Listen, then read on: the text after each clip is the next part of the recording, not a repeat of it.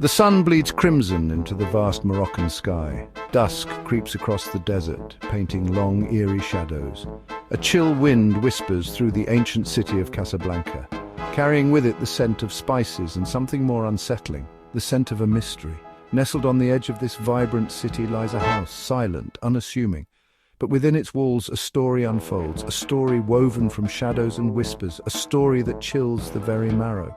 Are you brave enough to unlock the secrets of Dar Khalifa, also known as the Caliph's House?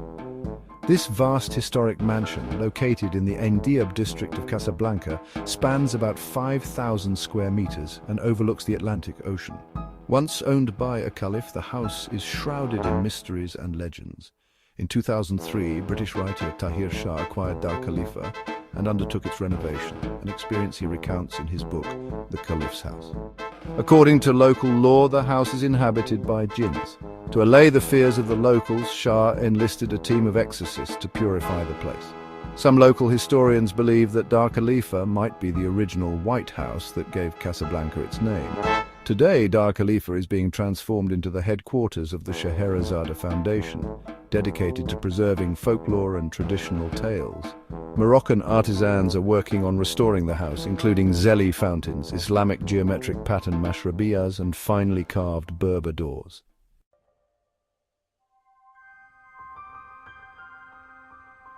For generations, locals have whispered tales of Dar Khalifa, the House of Tahir, located in Casablanca. This riad, situated in the heart of an old slum, is considered by many to be one of the most haunted places in Morocco. Many dismiss it as folklore, the ramblings of superstitious minds, but some know better. Some have seen the truth lurking beneath the surface. They say Dar Khalifa remembers the tragedies that occurred within its walls. Stories speak of apparitions, strange noises, and lights that turn on and off without explanation. Let us step inside and uncover the truth if we dare.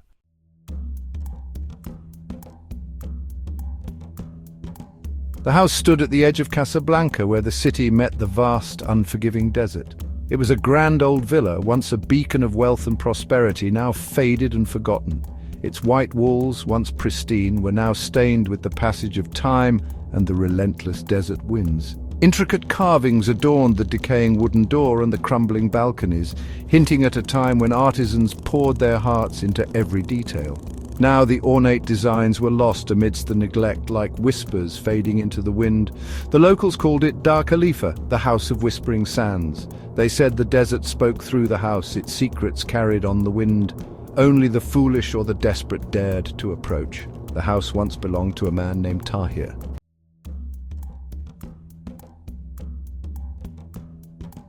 The house, shrouded in mystery, was always a place of strange occurrences. It belonged to a renowned storyteller, a man named Tahir, who bought it in 2003 and soon experienced the inexplicable. Tahir's voice, rich and resonant, could transport his listeners to faraway lands. He wove tales of ancient kings and mythical creatures, of love and loss, of bravery and betrayal. People traveled from the furthest corners of Morocco to hear him spin his yarns. But fate, as it often does, had a cruel twist in store for Dar Khalifa in Casablanca.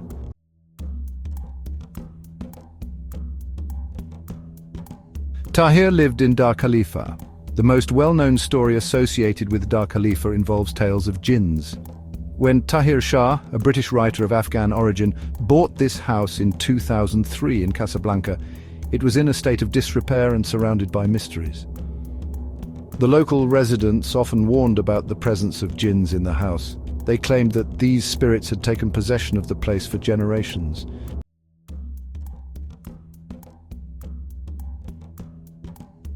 The grand villa, purchased by Tahir in 2003, stood shrouded in an unsettling silence. The atmosphere was always eerie, filled with an emptiness that echoed through the halls like a mournful sigh. Tahir, consumed by his grief, retreated further into himself, finding solace only in the memories of the past.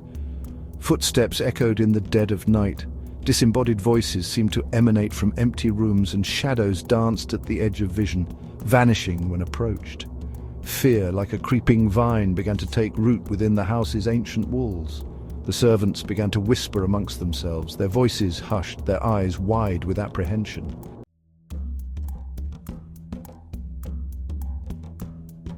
One particularly sweltering evening, young Tahir's son was playing hide-and-seek with the servants' children in Dar Khalifa's sprawling courtyard. The house, always shrouded in an eerie silence, seemed to watch their every move.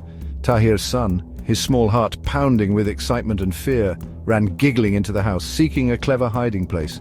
He darted from room to room until he stumbled upon a study, a room he had been strictly forbidden to enter. Curiosity piqued, he pushed open the heavy wooden door and stepped inside.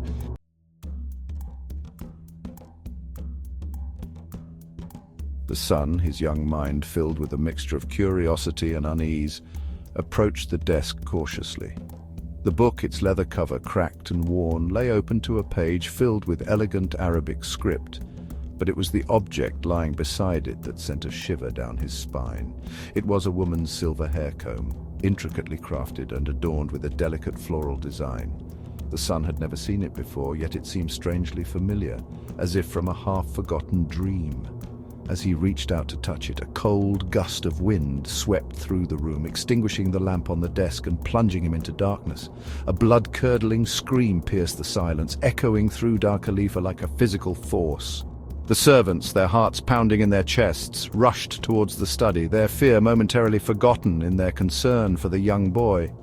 They found the son huddled on the floor, trembling uncontrollably, his eyes wide with terror, but unharmed.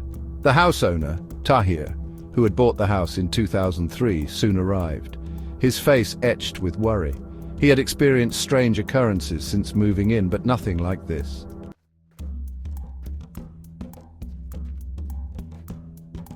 Why are there not more people talking about the hidden truths of the diary?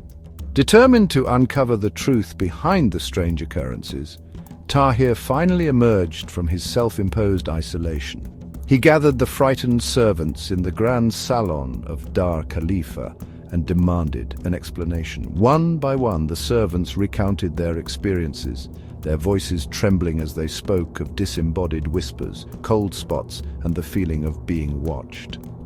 At first, Tahir dismissed their claims as foolishness, fueled by their imaginations, but as he listened, a seed of doubt began to take root in his mind. He retired to his study and began to search for a logical explanation. His search, however, proved fruitless. Just as he was about to abandon his efforts, his eyes fell upon a small, ornately carved wooden chest tucked away on a high shelf.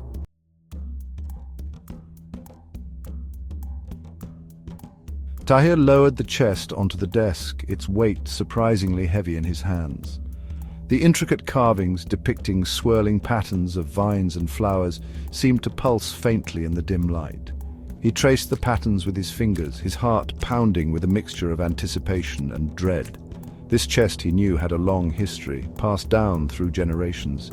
It held the most treasured possessions, items of great personal significance. With trembling hands, Tahir lifted the lid, its hinges creaking softly in the silence of the study. The scent of sandalwood and jasmine wafted up from within, evoking a flood of memories.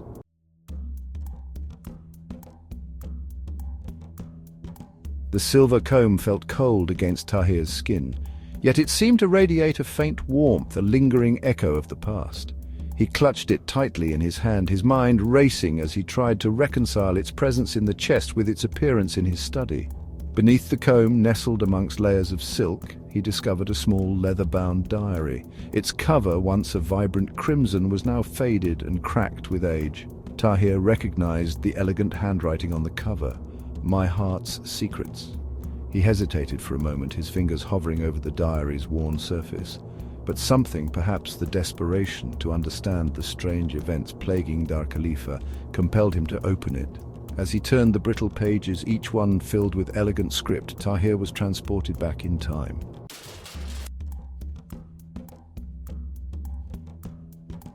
Night after night, the diary owner wrote of strange occurrences in Dar Khalifa, footsteps echoing in the empty hallways, whispers brushing against her ears like the desert wind, objects disappearing and reappearing in impossible locations. She described feeling a presence, unseen but always felt, watching her, suffocating her. She confided in her diary her growing fear that she was losing her mind, that the grief over recent events was taking its toll. She never mentioned these fears to anyone, afraid of burdening them, afraid that they wouldn't understand. As the diary was read, it revealed a heart aching with a mixture of fear and guilt. The reader had been so consumed by their own thoughts that they had failed to see the turmoil raging within her. Concerns were dismissed, attributing them to the stress of recent events. The final entry in the diary sent a chill down the reader's spine. It was dated the night the diary owner died. Her words, shaky and filled with terror, described a chilling encounter with an unseen entity in her bedroom.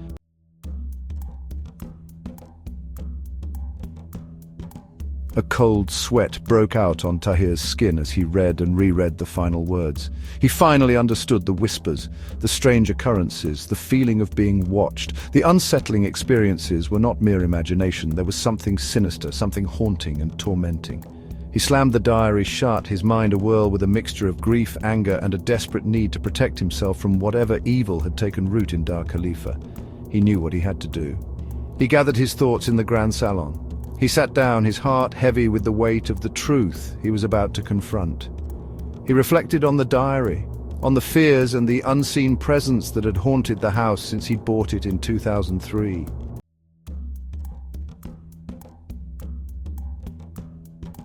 Together, they stood in the center of the grand salon, their hands clasped tightly, their faces illuminated by the flickering light of a single lantern. They vowed to face their fears, to cleanse Dar Khalifa of the darkness that had taken root within its walls. Tahir, his voice strong and steady for the first time, addressed the unseen entity, his words echoing through the silent house. He spoke of his love for the house, of his grief at the suffering it had endured, of his determination to protect it from whatever evil had plagued it. He promised the entity that he would not rest until it was gone, until peace could be restored. As he spoke, the air in the room seemed to shift, the temperature dropping noticeably. A cold wind whipped through the house, extinguishing the lantern and plunging them into darkness.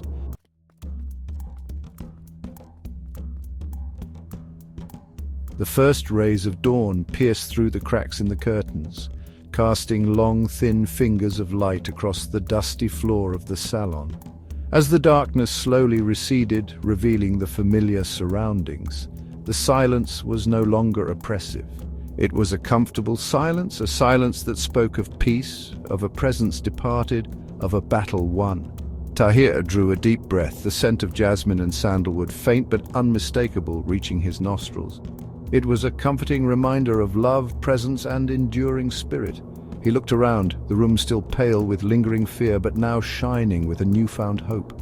They had faced their fears, confronted the darkness that had haunted Dar Khalifa since Tahir bought it in 2003, and emerged from the ordeal stronger, their bond unbreakable.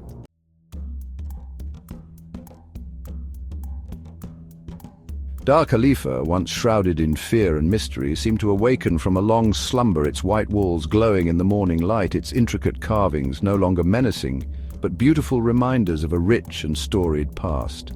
The whispers, once a source of terror, now seemed like gentle murmurs, echoes of the past, reminders of the lives lived and loved within its walls.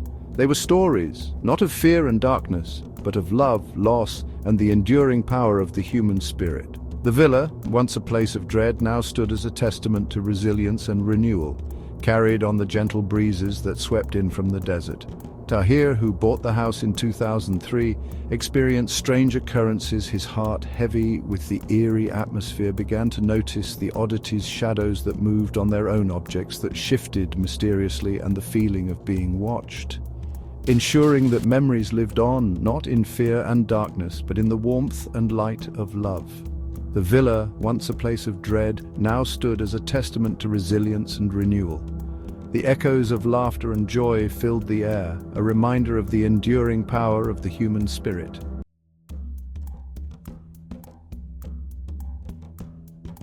Dar Khalifa, a place of fear and mystery, remained shrouded in its eerie aura even after Tahir bought it in 2003, a gathering place for the community, drawn together by Tahir's stories, his words weaving a tapestry of shared experiences, reminding them of the strength that lay in their common humanity. The story of the haunting, passed down through generations, became a cautionary tale, a reminder to cherish loved ones, to face fears head-on, to find strength in unity, and to never underestimate the power of love to overcome even the darkest of shadows. And so, The city of Casablanca, nestled on the edge of the vast Moroccan desert, continued to thrive, its ancient walls whispering tales of love and loss, of mystery and wonder, of the enduring power of the human spirit to find hope even in the darkest of times. Dar Khalifa stood as a testament to these stories, the murmur of shared confidences and the enduring spirit of a love that transcended even death. It was a reminder that even in the face of the unknown, even in the darkest of nights, the human spirit, fueled by love and hope, could find its way back to the light.